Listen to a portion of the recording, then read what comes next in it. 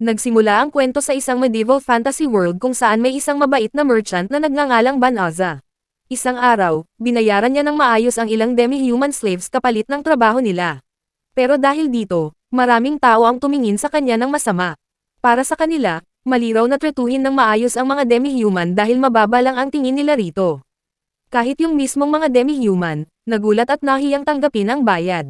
Pero nagpumilit si Ban-Azza hanggang sa tanggapin nila ito ng may pasasalamat. Pagkaalis ng mga ito, sinabi ni Ban-Azza sa kaibigan niya, na dapat ay pantay-pantay ang tingin sa lahat ng nilalang. Pero pinaalalahanan siya ng kaibigan niya na hindi ganoon kadaling baguhin ang isang mundong puno ng diskriminasyon. Biglang nagliwanag ang kamay ni Ban-Azza. Unti-unting nabalot ng liwanag ang buong katawan niya hanggang sa bigla siyang mawala sa harap ng lahat. Pagmulat niya ng mata, nasa isang altar na siya na napapalibutan ng mga pari at maharlika. Ipinakilala siya bilang isa sa mga kandidatong bayani ng kaharian ng Clyde. Ipinaliwanag ng pinuno ng simbahan na tumatawag sila ng mga bayani mula sa ibang mundo para tumulong laban sa Demon Lord. Para masukat ang kakayahan niya, gumamit sila ng magic device para tingnan ang stats niya. Pero sa sandaling iyon, ay dito'y nadismaya agad ang lahat. Lumabas kasi na isa lang siyang normal na tao. Habang iniisip ni Ban-Azza na natural lang naman iyon, biglang nagkaroon ng kaguluhan sa kabilang altar. May isa pang bayani na nasummon, at ayon sa kanila, isa itong legendary hero. Agad nagtakbuhan ang mga tao papunta rito habang pinupuri at sinasamba siya. Maging ang mga taong kanina lang ay kasama ni Ban-Azza, iniwan siya para sa bagong bayani. Di nagtagal, opisyal na dineklara ng hari ang legendary hero bilang tagapagligtas ng kaharian. Samantalang si Ban-Azza, tuluyang nakalimutan. Habang nag-iisip kung paano makakabalik sa dati niyang mundo, sinabi sa kanya ng Royal Mage na imposible na siyang maibalik. Kaya imbes na tulungan siya, ipinadala na lang siya sa malayong kagubatan ng Dava para doon manirahan. Habang nasa biyahe, napansin ni Ban-Azza na demi-human ang kotsero ng karwahe. Tinanong niya kung alipin ba ito ng hari, pero ipinaliwanag ng kotsero na sa bansang iyon, pantay ang tingin nila sa mga demi-human at tao. Pagdating sa kagubatan, binigyan siya ng isang storage bag na may pagkain at kaunting pera. Binalaan din siya na kahit mukhang tahimik ang lugar, puno ito ng mapanganib na monsters. Pag-alis ng kotsero, nagpasalamat si Ban-Azza bago kumuha ng espada mula sa bag. Pero agad niyang napansin na sobrang hina at halos walang silbi ang ibinigay na espada sa kanya, at parang gusto talaga siyang ipapatay ng hari. Maya-maya, may mga slime na lumitaw sa likod niya. Akala niya simpleng kalaban lang ito, pero sobrang bilis nilang umatake. Buti na lang at napatay niya ang mga ito, pero sa lakas ng impact, nabasag agad ang espada niya sa isang tama lang. Sa sandaling iyon, ay biglang may narinig siyang boses, at nag-level up daw siya. Pagtingin niya sa stats niya, nagulat siya dahil puro infinity symbol ang lumalabas. Hindi niya maintindihan kung ano ang ibig sabihin nito, hanggang sa sunod-sunod siyang matuto ng napakaraming magic spells ng sabay-sabay. Doon niya na-realize na hindi pala siya ordinaryong tao. Mas lalo pa siyang nagulat nang matuklasan ng system na cursed pala ang storage bag na ibinigay sa kanya, at may spell ito na umaakit ng monsters. Kaya ang ibig sabihin, ay plano talaga siyang ipapatay ng hari noong una pa lang. Nagpatuloy si Ban-Azza sa paglalakad papasok ng kagubatan, pero biglang nagsalita ang system at sinabing puno raw ng masasamang mana ang buong lugar. Tinanong siya ng system kung gusto ba niyang linisin ang evil mana sa paligid. Wala namang masyadong iniisip si Ban-Azza kaya pumayag lang siya. Biglang may matinding liwanag na kumalat sa buong kagubatan at sa isang iglap, nalinis ang napakalawak na area sa loob ng daan-daang milya. Pagkatapos noon, muling nagsalita ang system. Na dito'y nag-level up na naman daw siya ng bilyon-bilyong beses. Tuluyang natulala si Ban-Azza dahil hindi niya na maintindihan kung paano nangyayari ang lahat. Samantala, sa kaharian ng Clyde, kinokontra ni Princess Elizabeth ang desisyon ng hari na ipadala si Ban-Azza sa Del Avenue Forest, isang lugar na kilala bilang teritoryo ng mga demonyo. Pero tila ba walang pakialam ang hari. Dahil para sa kanya, basura lang ang mga taong nasummon nila. Biglang may dumating na mensahero at ibinalitang may gumamit ng purification magic, isa sa pinakamalalakas na holy spells. Natuwa agad ang hari at inisip na baka yung legendary hero ang gumawa nito. Pero nagulat siya nang malamang sa Del Avenue Forest mismo ginamit ang spell. Samantala, iniisip ni Ban-Azza kung bakit sobrang dami niyang level gain dahil lang sa simpleng magic spell. Pero dahil hindi pa niya alam kung paano talaga gumagana ang mundo na ito, inisip niyang baka normal lang iyon. Pagkatapos, gumamit siya ng transformation magic para itago ang tunay niyang pagkatao. Sa isang iglap, naging isang magandang babae siya. Naisip pa niya sandali na baka okay rin maging babae. Pero agad niyang tinanggal ang ideyang iyon at bumalik sa anyo ng isang lalaki at nag-disguise.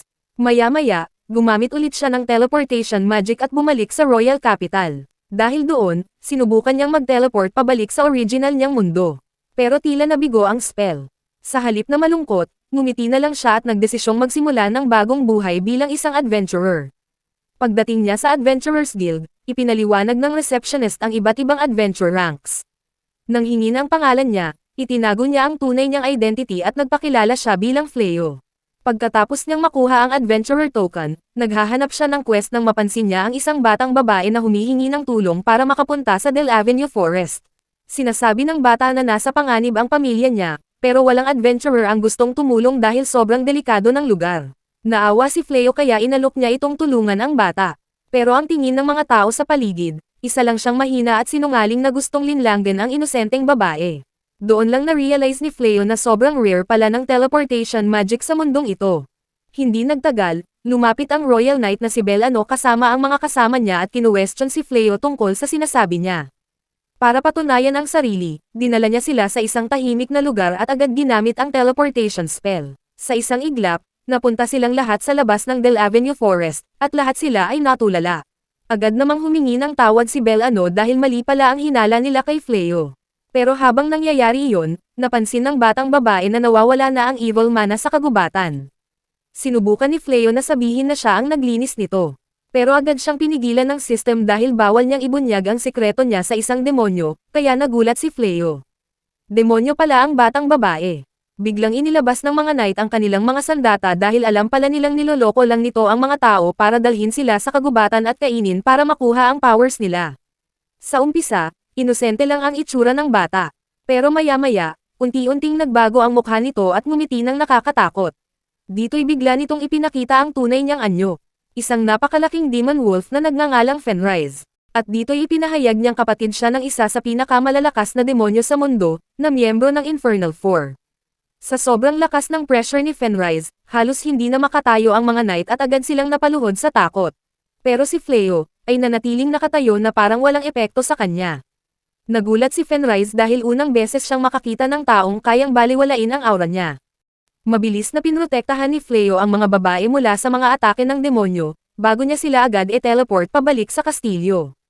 Pagkatapos noon, humarap siya mag-isa kay Fenris. Diretsyong sumugod ang Demon Wolf sa kanya, pero parang wala lang iyon kay Fleo. Madali niyang naiwasan ang unang atake bago hinarang ang kasunod. Gumamit siya ng tornado spell para ikulong si Fenris, saka dinagdagan ng gravity magic para hindi ito makagalaw. Habang nakatali si Fenris sa lupa, iniisip ni Fleo kung paano niya ito matatalo nang hindi pumapatay. Biglang nagsuggest ang system na gawin niya itong alipin para makontrol ang isip nito, pero dito'y agad iyong tinanggihan ni Fleo. Ayaw niyang gamitin ang slavery dahil para sa kanya, isa itong maling sistema na hindi dapat umiiral. Paulit-ulit mang sinasabi ng system na iyon ang pinakamadaling paraan, hindi pa rin nagbago ang isip niya. Sa huli, naubusan na ng magic si Fenris at tuluyan itong sumuko, na tila handa na siyang mamatay. Gayunpaman, dito'y hindi pa rin siya pinatay ni Fleo. Pinaalala pa ni Fenris na tama lang na mag-away ang mga tao at ang mga demonyo. Pero sinabi ni Fleo na wala siyang balak saktan ang isang kalaban na sumuko na. Dahil doon, unti-unting naantig si Fenris sa kabaitan niya at bumalik ito sa anyong tao. Agad namang umiwas ng tingin si Fleo at binigyan siya ng damit. Pero bago pa ito makapagbihis, nawalan siya ng malay dahil sa sobrang pagod. Kaya dinala siya ni Fleo sa isang tent at ginamitan ng healing magic. Habang nagpapahinga si Fenris, dito'y napaisip si Fleo kung bakit niya kayang gumamit ng pinakamalalakas na spell, na parang normal lang. Makalipas ang ilang oras, nagising si Fenris at nagulat nang makitang tuluyan nang gumaling ang katawan niya. Bilang pasasalamat, nangako siyang hindi na muling sasaktan ang mga tao at inalok pa niyang maging alalay ni Fleo. Dito'y tumanggi si Fleo at sinabing hindi niya na iyon kailangan gawin. Pero biglang umiyak si Fenris at sinabing mawawalan ng saysay ang buhay niya kung wala siyang pagsisilbihan. Dahil doon, bumigay rin si Fleo at tinanggap ang alok niya. Samantala, sa Royal Castle, galit na galit ang hari sa legendary hero matapos itong mawalan ng maraming sundalo, laban lang sa mga low-level demon monsters. Pero imbes na akuan ang pagkatalo, sinisipan ng hero ang mga kasamahan niya at tinawag silang mahihina. Pagkaalis nito, natuklasan ng hari mula sa ibang sundalo na tumakas lang pala ang hero sa totoong laban at iniwan ang mga kasama niya. Sa hallway naman ng kastilyo, Frustradong-frustrado ang hero dahil kahit gaano siya mag-training, hindi pa rin siya sapat para lumaban sa tunay na monsters. Dito'y bigla namang dumating ang magandang servant niyang si Suya, at agad nawala ang focus niya. Sa halip na mag-training, ginastos niya ang pera ng kaharian para lang i-spoil ito. Kinabukasan, habang naglalakad sina Fleo at Fenrise papuntang Adventurers Guild, napagkamalan sila ng isang tindero na mag-asawa. Tuwang-tuwa si Fenrise habang sinabi naman ni Fleo na okay na rin iyon para maitago ang tunay nilang relasyon. Pero si Fenrise, tila seneryoso talaga ang pagiging mag-asawa nila, at sobrang excited magkaroon ng asawang kasing lakas ni Fleo. At dito muna natin tatapusin ang ating recap, kaya kung na-enjoy mo ang video, ay i-click mo na ang like and subscribe, para lagi kang updated sa bagong uploads.